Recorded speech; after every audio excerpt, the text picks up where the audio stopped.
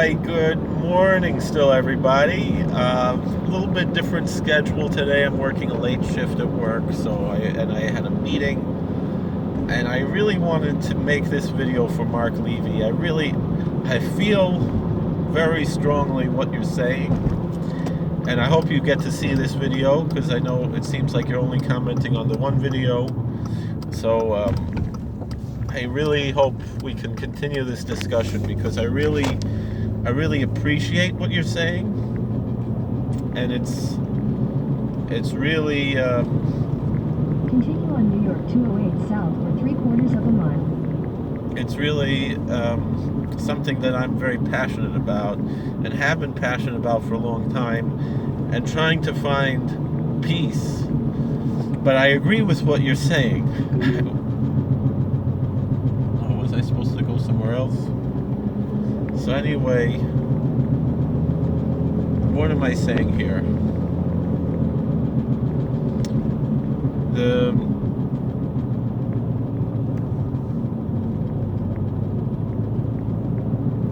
theory of evolution, I agree, is a big source of evil in the world. When I'm thinking 15 or 16 years old, we had a little school newspaper, and I would sometimes write the Divrei Torah in Ezra Academy, where I went to high school, 10th grade, 11th grade, half of 12th grade. Before that, I was in public school. And came around Parshas Bereishis, and I wrote a whole manifesto and a diatribe about the evils of the theory of evolution. Among the things that I said there was that the theory of evolution caused the Holocaust because of social Darwinism. I believe that this article might still be online on josephkolakowski.com, because most of my writings that are there are from that time, but it's possible that particular article, because it was so controversial, was I maybe did not put on my website at the time when I was a kid. Maybe I did, maybe I didn't. I don't remember. You can look. These are mostly my writings from high school. There.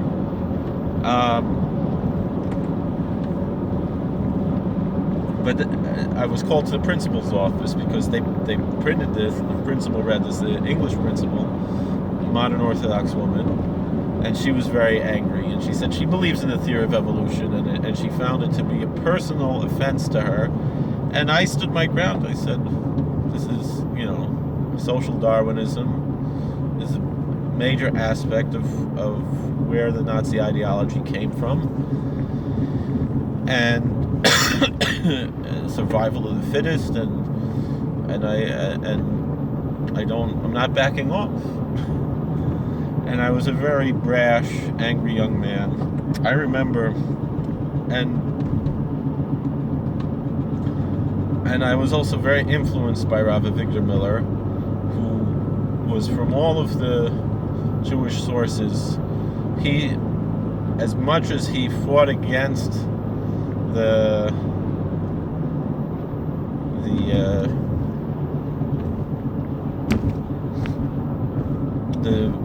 ideals of Christianity and Islam and really all the religions other than Judaism, but he also said that when it comes, like you're saying, that when it comes to the issues of creation and evolution, we can follow, you can get information from Christian sources. On one of his tapes, Rav Miller said, you want more information about this, you go to the Creation Institute in Texas, obviously an evangelical Christian organization. He didn't mention that it was a Christian organization, but he said you could write to them and they can give you all this information proving the theory of evolution wrong. And that's all there on the tapes, and Rav Miller in his books, Sing You Righteous, Rejoice, O Youth. There's a pamphlet, The Universe Testifies, which I believe is taken from Urach Voidi, Awake My Glory. And these are very powerful books that are very right-wing religiously. And I would say these are issues that are the difference between the modern Orthodox world and the ultra-Orthodox world. The ultra-Orthodox tend to be young earth creationists.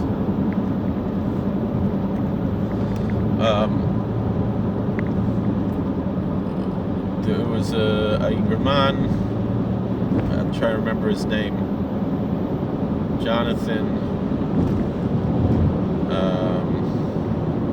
Nathan Slifkin. He is more along the lines of the pro-evolution side, theistic evolution. And I fought with him at Or Sameach. I was holding the young earth creationist view when I went to a post-high school program at Or Sameach Derech. It's still there. And those, I think it's separate from Or Sameach technically, but it was in the building. And like I said, so Nathan Slifkin is very much the younger earth, the pro-evolution side, and I was holding the young earth creationist view. And I was trying to understand, what's and I was arguing with him for the young earth, and he laughed at me, and had everyone laugh at me, and I was holding strong all the time to the young earth creationist view, as you say, and like I said, that's Rav Victor Miller. And I was very angry.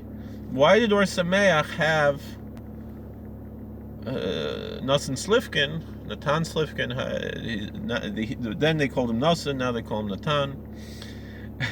How could they have him here teaching these things that are kfira, and yet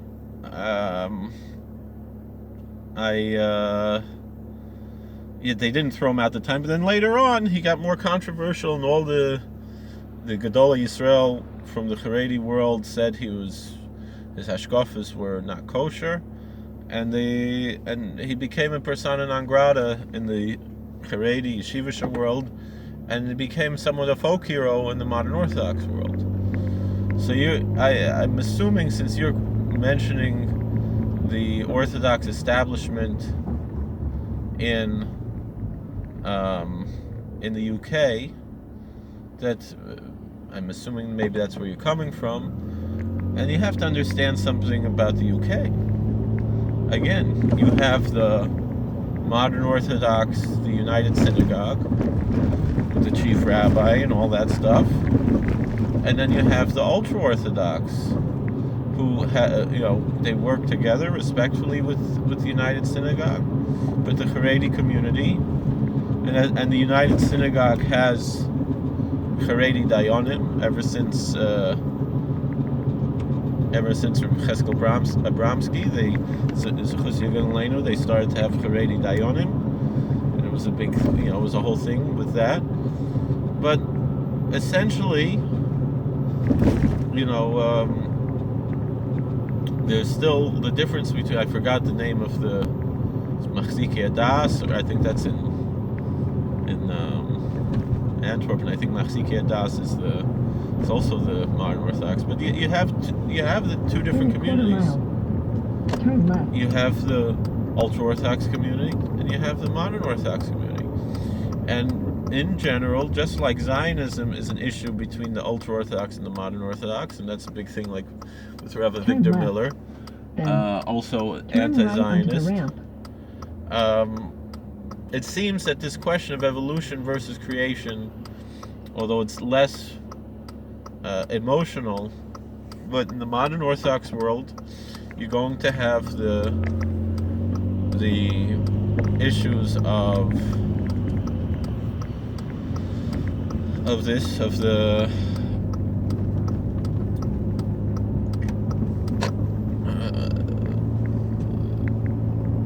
what am I saying? The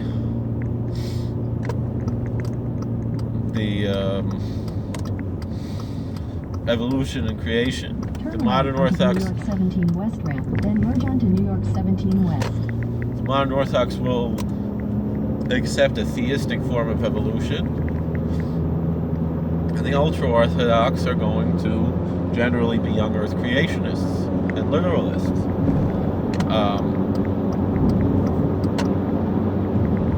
And I have influence from Continue for 8 miles. both worlds. But a lot of the ultra-Orthodox just don't think about this question. They don't think it's an important question. But those that do, like Rav Victor Miller, tend to be on the more Haredi end. But then again, you do have certain people. But I'm saying you ask somebody in Sapper,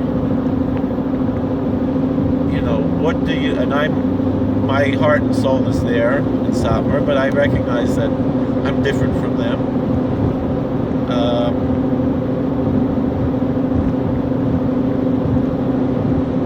But they don't think about these questions,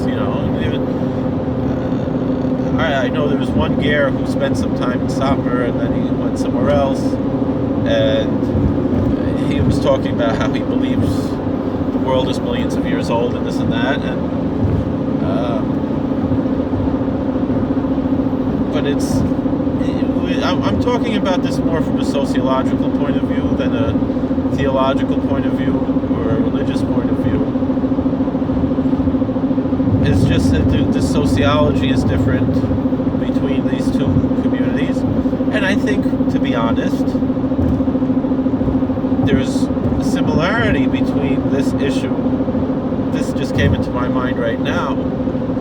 But the issue of evolution versus creation, the issue of Zionism, they're very similar questions, because the religious anti-Zionists, who have nothing to do with the secular political anti-Zionists, the main issue among many, many issues is that Zionism appears to be a lack of faith. That it's as if that the religious Zionists are pretty much saying God needs our help, or maybe God wants our help, or whatever it is. But I would hope a religious Zionist would admit at least that God doesn't need our help, that God can bring about a totally miraculous redemption. But I've heard people say, religious people say, how's Mashiach supposed to come if we're not there? Well, the thing is if you have faith in something supernatural, just as God did a totally supernatural creation, He could do a totally supernatural redemption and take us, poof, bring the Beis Hamikdash down from heaven, and poof, we can teleport to Yerushalayim without any natural means. We don't need an airplane. We don't need a spaceship. We don't need anything. We don't even need a teleportation device. We could just poof be in Yerushalayim. We don't need to walk there. We don't need to ride a horse. We don't need to drive a car. We don't need to do anything. Just if that's what we believe, which again you can discuss different issues hashkafically with that, what exactly it means. But pretty much, poof, we could be in Yerushalayim. The Beis Hamikdash can be rebuilt, and everything can happen. Deus ex machina. And that's and just the same. That's how we can view the creation of the universe. And the thing is, slowly but surely, science is pointing to that, though, that yes, we can pretty much go poof and go anywhere in the universe, and really pretty much anything is possible. We talk about quantum physics. Poof!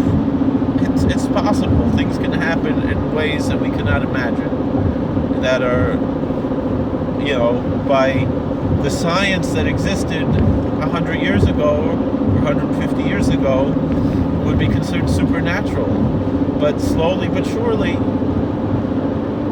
science, quantum physics, is pointing to things that would have been considered by the rational minds of 150 years ago to be supernatural and ridiculous, and we're finding that it's possible. But that's neither here nor there. If we live in a ultra-religious bubble sociologically, it doesn't matter what the scientists say. The scientists are all liars. And then it gets to the point where there are other issues. I've yet to hear anything like this in the Jewish world, which is interesting because you have plenty of texts that could point to this as well. But on both sides also. But in a lot of the Christian world, especially among African Americans, people who are very devoutly religious, but also, they're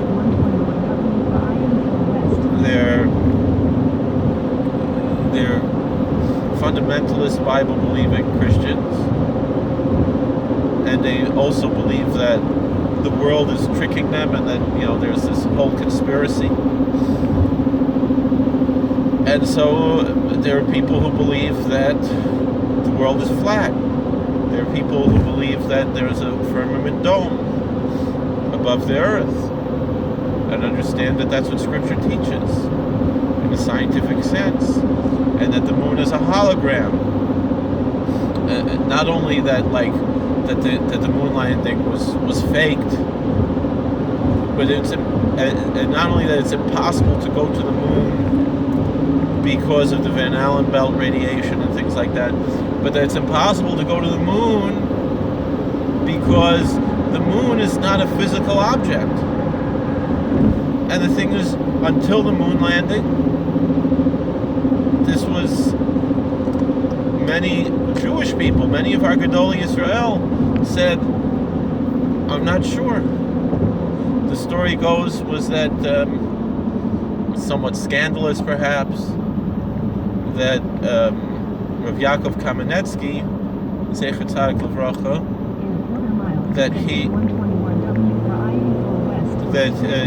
when the moon landing came, he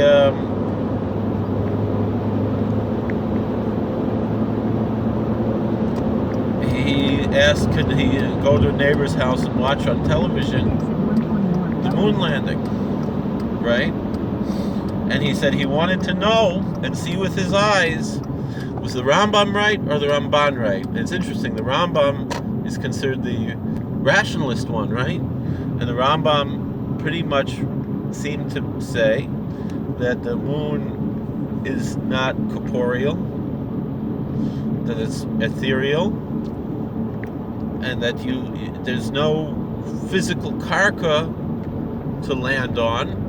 And the Ramban, who was the mystic of the two, although the Rambam was also a kind of mystic, a rationalist mystic, but the Ramban HaKadosh said that the moon is a physical sphere like the earth is, and not just some ethereal hologram.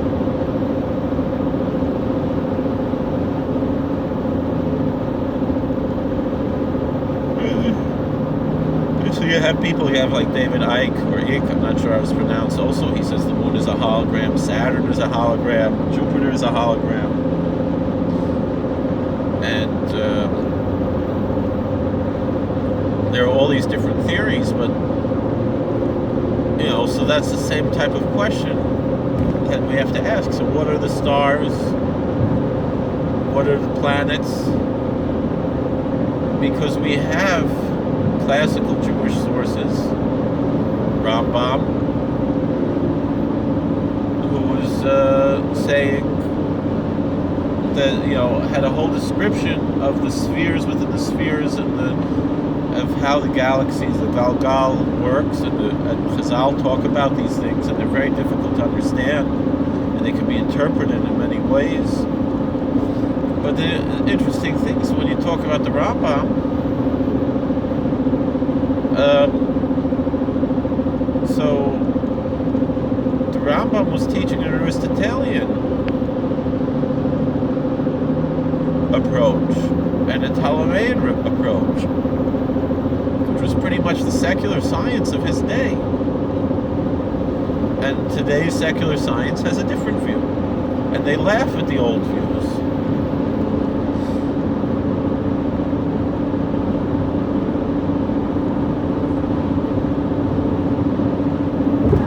But the question that we could ask, though, is I've been talking for 21 minutes already. Why don't we talk about these issues? Because it seems like Samarov, he believed that the moon landing was a hoax, because he seemed to accept, like the Rambam said, that the moon is not a physical thing, it's more like a hologram.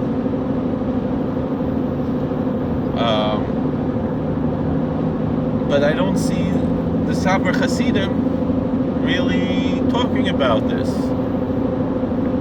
They're a little bit embarrassed about it, I think, those who know about it, and a lot of people don't even know about it because they don't talk about it. But so then there's these types of questions also. And the truth is we don't really know. It is possible that the whole space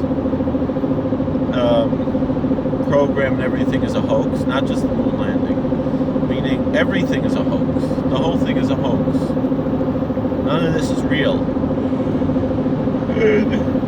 And there are people who believe this. And I don't laugh at them. I think there's possibility to have the flat earth belief.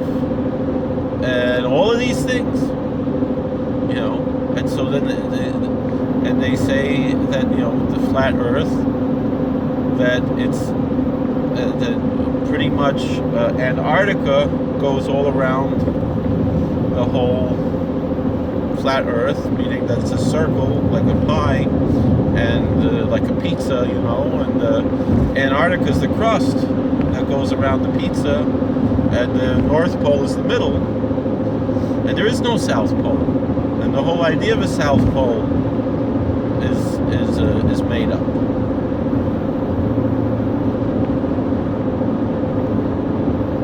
And it's also a hoax.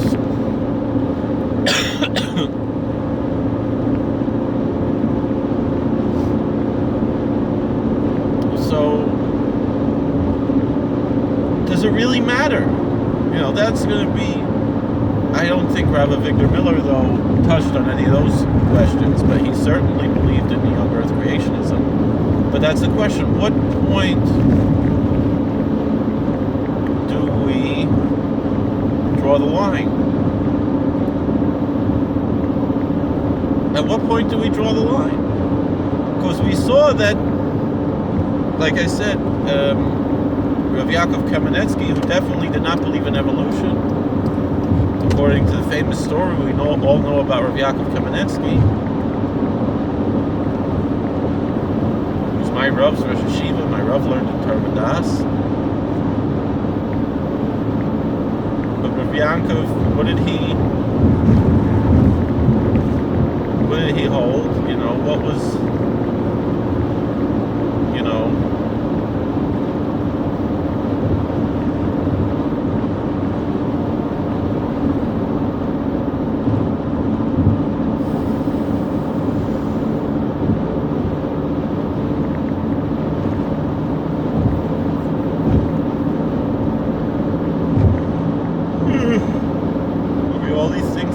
complicated questions.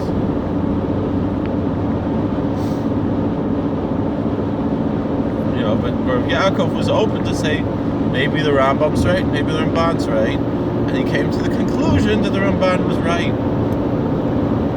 But Satmarov didn't come to that conclusion. You know, so, but again, I mean, I wish Rabbi Victor Miller was still around, and I don't know if any of his Talmidim, I'm close with Talmidim of his, that we could discuss these issues with, but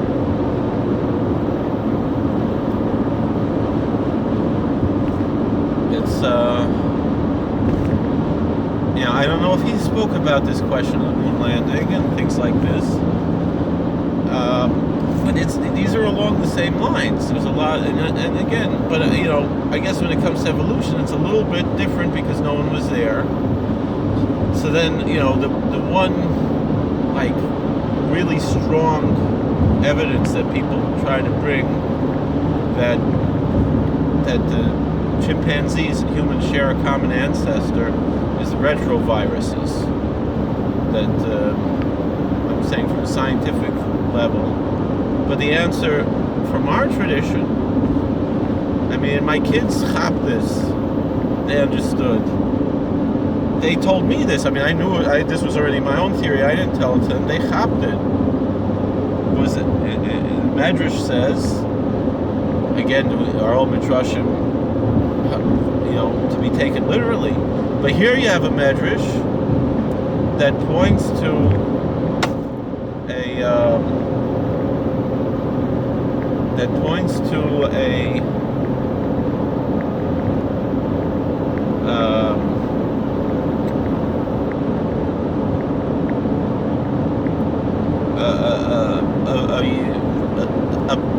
something that apologetically we can argue for the case of young Earth creationism, and that human beings did not come from apes.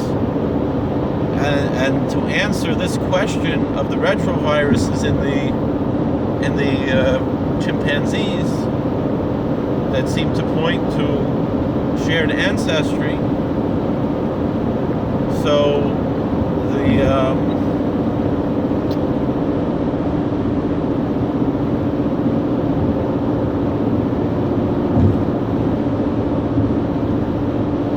answer is that the Medrash says that after the Tower of Babel, Migdal Babel, the Tower of Babel, however they say it, was that certain people were punished that they were turned into monkeys or apes. Kofin, it's the same word. So if that's the case, so then we do come from common ancestor. Adam. The thing that my kids asked is then, were there any apes before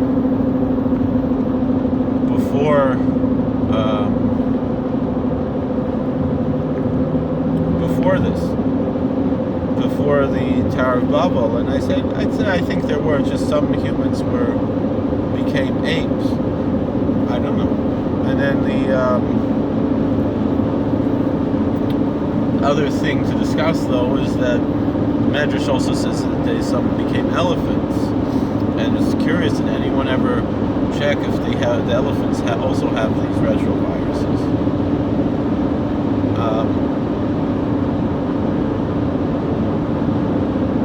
But the thing that I still am bringing up here, by virtue of the fact that in the real Haredisha communities, and you're also saying, and we're not convincing the atheists to join us. And the thing is, I don't know if that's true.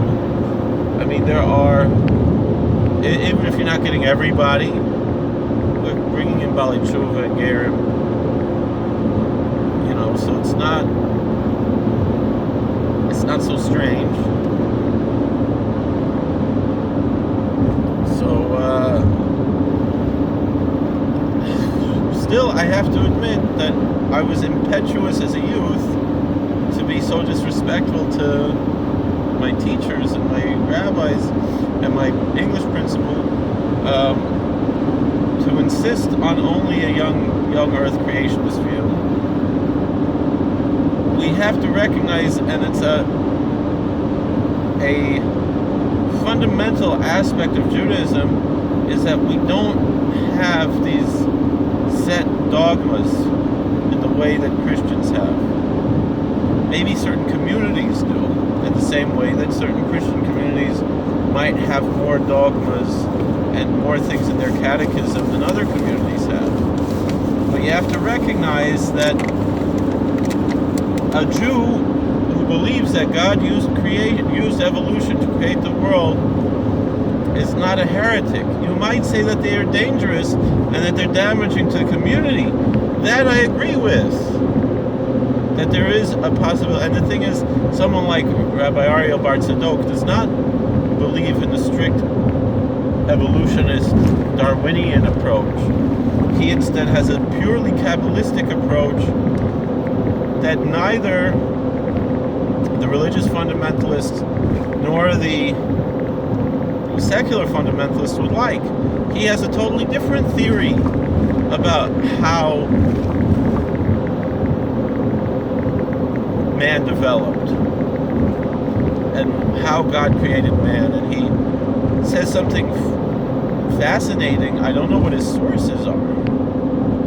I never discussed it with him. You can discuss it with him. He has a website, koshertorah.com. He usually asks for money because he needs money, and I don't blame him. I tried to help him get a job, but he never responded. But Rabbi Bar Tzadok has this whole fascinating ideology. He doesn't quote his sources, that the real original people of Earth are what became now the reptilian extraterrestrials, that are also the seraphim that are mentioned in Isaiah, the ones who say Kadosh, Kadosh, Kadosh, that those, because the word seraph everywhere else in the Bible means a dragon or a serpent. And so there are these reptilian beings that are very advanced spiritually and scientifically, and those are these great angels, different than the archangels, and that, but yet we are related to them biologically, and that this is their earth, and that their earth was destroyed, and when God created man and he said, let us make a man, he's talking to the angels, and man was imbued with more of a godly soul, and whereas these beings evolved to be from being more earthly to being more godly, perhaps, or something totally different. Maybe the reptilian form is a more godly form. What does all of this mean? And I mean, it's all these things are very complicated. I don't know if I accept exactly what Rabbi Bar Tzadok is saying there about this ideology, but it's interesting, and it's there, and so there's a different view, and all these different viewpoints are possible, but obviously, but he's saying, not from a scientific point of view, but from a religious point of view, that the world is millions of years old, and that there were many different creations one built on top of another. And although I always understood, like you're saying, that these are spiritual worlds, and Rabbi Bar Tzadok admits that there's a view like that, and yet and that these worlds that were destroyed, there is no remnant of them. You have these different views, and it's not really possible to say which one is right and which one is wrong.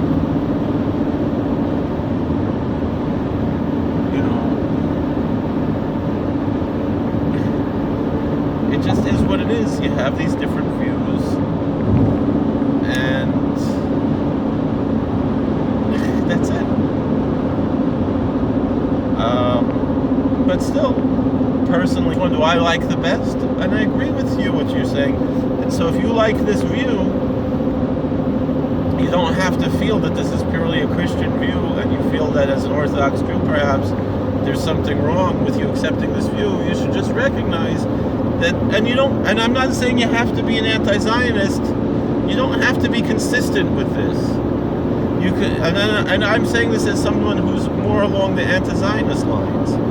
But you can like Rav Avigdor Miller and maybe still be Zionist. And the interesting thing is, Rabbi Bar Tzadok, who believes the world is millions of years old, loves Rav Avigdor Miller. And this is the message that I got from Rav Avigdor Miller personally. Because I remember going to one of his lectures and talking to him about, asking him questions, and he saw that I was an angry young man and impetuous and filled with all kinds of righteous indignation. And he said, the world is a beautiful place if you just look for what's good. You're going to be miserable if you only look at what's bad. And he told the story from the Chavos Levavos about,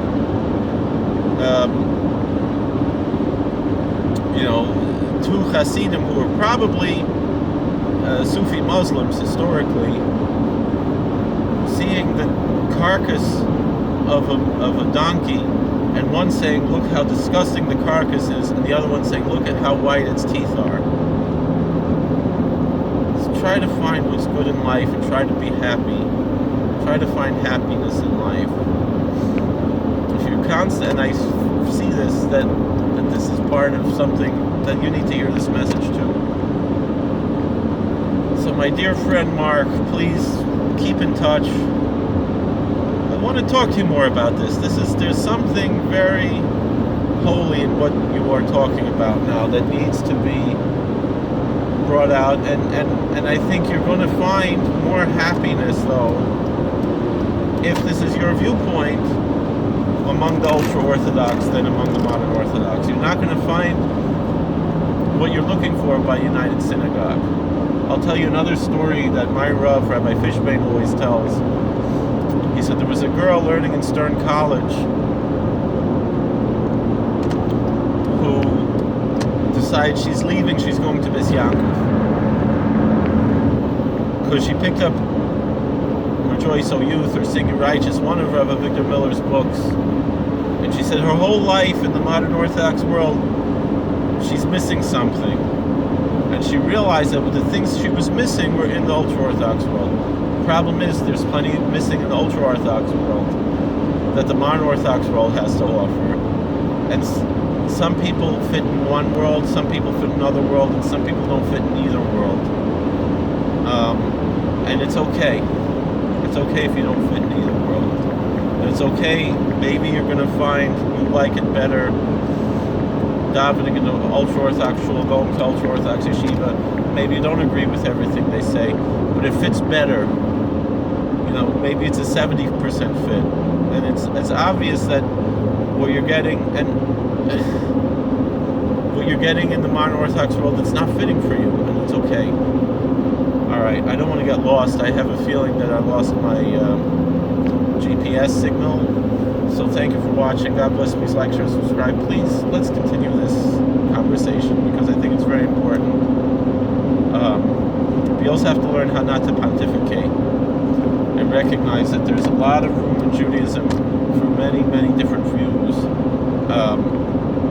And there's a difference between something you disagree with and heresy. Alright, God bless.